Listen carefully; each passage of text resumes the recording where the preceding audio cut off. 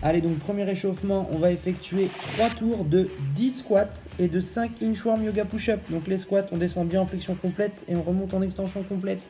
Le dos droit, on regarde loin devant. Ensuite, inchworm yoga push-up, je vais venir descendre, toucher mes pieds. J'avance jusqu'à arriver en position de planche. J'effectue une pompe. Puis je viens envoyer les fesses vers le haut, la tête entre les bras.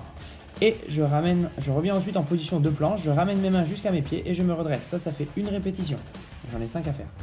Ok, après deuxième warm-up, histoire de faire monter un petit peu le cardio et de se préparer au mouvement du WOD, je commence avec 5 front squats, je viens épauler ma charge, je garde les coudes et les mains en dessous, je descends en flexion complète, je me relève en extension complète. J'enchaîne avec 5 shoulder to overhead, j'amène la charge sur une épaule, je m'aide avec les jambes pour pousser la charge au-dessus de ma tête, venir en extension complète des bras. Et je termine avec 5 facing devil press, donc burpees devant ma charge, je saisis ma charge, extension violente des hanches pour amener la charge au-dessus de ma tête en un seul mouvement, donc 5 reps. Et donc je ferai 3 tours sur ces 3 mouvements.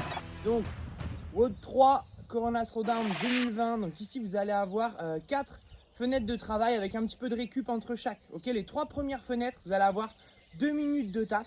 Et sur la dernière fenêtre, on aura 3 minutes. Donc une petite minute supplémentaire. Ok, donc sur toutes les fenêtres de travail, vous allez devoir faire 21 front squats, 21 shoulder to overhead. Et dans le temps qui vous reste, un maximum de facing devil press. Ok, pourquoi facing? Tout simplement, vu qu'on utilise un sac à dos, ça va pas forcément être très pratique de se coucher dessus comme on le fait avec des dumbbells. Du coup, on se couchera devant et comme ça, après, voilà, ce sera plus simple à standardiser, on va dire, le mouvement.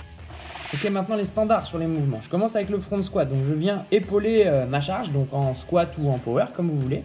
Ensuite, je descends en flexion complète. Donc je dois bien avoir le creux des hanches en dessous du niveau du genou. Et je me relève en extension complète. Ok, je verrouille les genoux et je viens serrer mes fesses pour valider la répétition. Donc faites attention, quand on veut aller vite, souvent on a tendance à pas finir son extension. Genre moi là sur la vidéo, c'est limite. Donc faites attention à ça. Ensuite, shoulder to overhead. Donc là, c'est pas compliqué. Je dois amener la charge de mon épaule jusqu'à au-dessus de ma tête. Ok, la répétition n'est validée qu'une fois l'extension complète réalisée. Donc au niveau des genoux, des hanches et aussi des coudes. D'accord? Bien sûr, vous pouvez vous aider avec les jambes ici. Donc faire une légère flexion, venir pousser pour venir accompagner un petit peu les bras et soulager les bras. Et enfin, facing burpees. Donc je viens faire un burpees devant ma charge. Ok, donc je dois bien me coucher poitrine au sol. Et quand je me relève, je viens saisir ma charge et l'amener au-dessus de ma tête. Donc idéalement en une seule fois, en une extension violente de hanche pour ramener la charge au-dessus de ma tête. Et la rep est validée qu'une fois que l'extension complète a été réalisée. Les bras, les hanches, les genoux.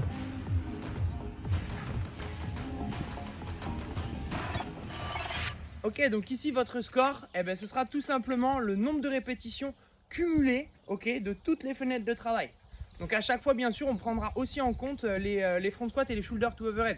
Parce que dans le cas où sur un passage, vous explosez complet et vous faites aucun devil press, vous n'aurez pas 0. Ok, vous aurez au moins les répétitions des front squats et des shoulder to overhead. D'accord. Et dans le cas où vous finissez pas les shoulder to overhead, comme ça, il n'y a pas de score négatif. Vous avez quand même un score positif à chaque fois.